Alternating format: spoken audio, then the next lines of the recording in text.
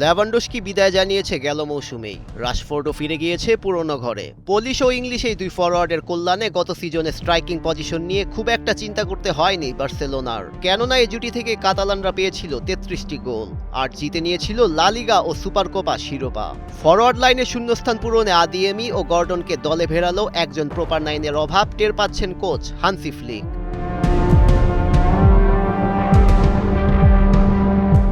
দুদিন আগে ফেরান তোরেসও বিক্রি হয়ে গেল পিএসজির কাছে। 50 মিলিয়ন ইউরোতে 5 বছরের চুক্তিতে স্প্যানিশ স্ট্রাইকার পাড়ি জমিয়েছেন পিএসজিতে।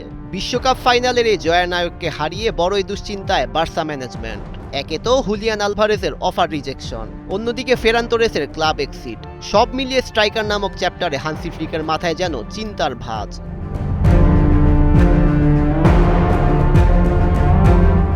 কাতালানদের হয়ে আলভারেজের খেলার স্বপ্ন দীর্ঘদিনের, তা তিনি জানিয়েছিলেন বিশ্বকাপে। কিন্তু আতলেতিকো প্রেসিডেন্ট ও কোচের কথা ওই একটাই, আর্জেন্টাইনি তারকাকে রোসি ব্ল্যাঙ্কোরা কোনোভাবেই ছাড়বে না। এমনকি সিমিওনে সাফ জানিয়ে দিয়েছিলেন আলভারেজ বিক্রির জন্য নয়, আর তাই বার্সার দেয়া 100 মিলিয়নের বড় প্রস্তাবে সরাসরি না করে দিয়েছিলেন রোসি ব্ল্যাঙ্কোরা।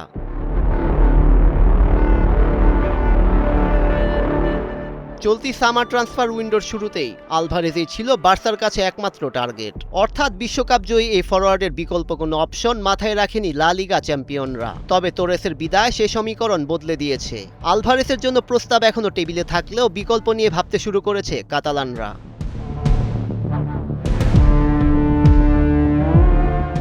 আক্রমণ ভাগের ডান পাশে লামিন ইয়ামাল ও বাঁ পাশে রাফিনিয়া থাকবেন স্টার্টিং 11-এ, এটা মোটামুটি নিশ্চিত। আর এই ফরমেশনে অ্যান্থনি গর্ডন ও করিম আদিয়ামির অপশন থাকছে শুধুমাত্র নম্বর 9-এর স্ট্রাইকিং পজিশনে। কিন্তু কাতালানদের এই দুই সাইনিং উইংয়ে খেলতে পারদর্শী, এমনকি তাদের আগের ক্লাবে উইনিং থেকে রান নিয়ে সোজাসুজি অ্যাটাকে উঠে যেত।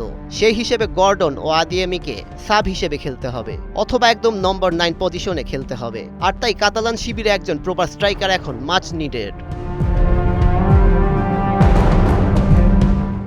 অল্টারনেটিভ অপশন হিসেবে বার্সার নজর এখন লুইস সুয়ারেজের দিকে। এই সুয়ারেজ আবার উরুগুয়ের সেই সুয়ারেজ নন, তিনি স্পোর্টিং সিপির 28 বছর বয়সী স্ট্রাইকার।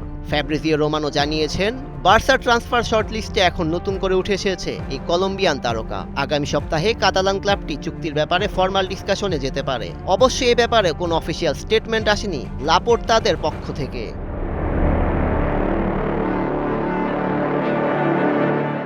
গত মৌসুমে স্পোর্টিং সিপিতে ভিক্টর ইয়োকেরেসের উত্তরসূরি হিসেবে দারুণ সফল ছিলেন সুয়ারেজ। সব প্রতিযোগিতা মিলিয়ে 33 গোল করেছেন তিনি, যার মধ্যে পর্তুগিজ লিগে এসেছিল 28টি। লায়নদের আক্রমণ ভাগের গুরুত্বপূর্ণ অংশ হওয়ায় তাকে সহজে ছাড়বে না কোচ রুই বোর্গস। ইন্টারেস্টেড ক্লাবগুলোকে তার 8 কোটি ইউরো রিলিজ ক্লজ অবশ্যই পরিশোধ করতে হবে। বার্সার ক্ষেত্রেও ব্যতিক্রম হবে না কোনো নিয়ম।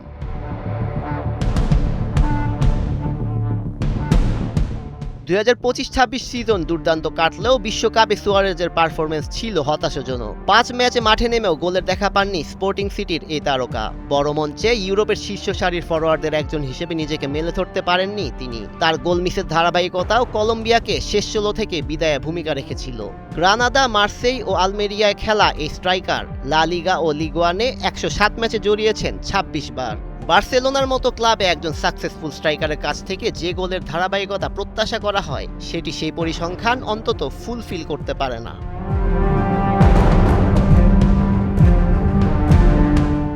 শেষ পর্যন্ত আলভারেজের স্বপ্ন পূরণ হবে নাকি সুয়ারেজেই ভরসা রাখবে বার্সা? উত্তর মিলবে ট্রান্সফার উইন্ডোর শেষ বাঁকে। তবে একটা বিষয় পরিষ্কার, শিরোপা ধরে রাখতে গোলের ঠিকানায় কোনো শূন্যতা রাখতে চায় না কাতালানরা। নতুন মৌসুমের আগে তাই ফ্লিকের সবচেয়ে বড় প্রশ্ন মনে হয় এটাই, বার্সার জার্সিতে কে হতে যাচ্ছে প্রপার 9-এর সেই সাইনিং।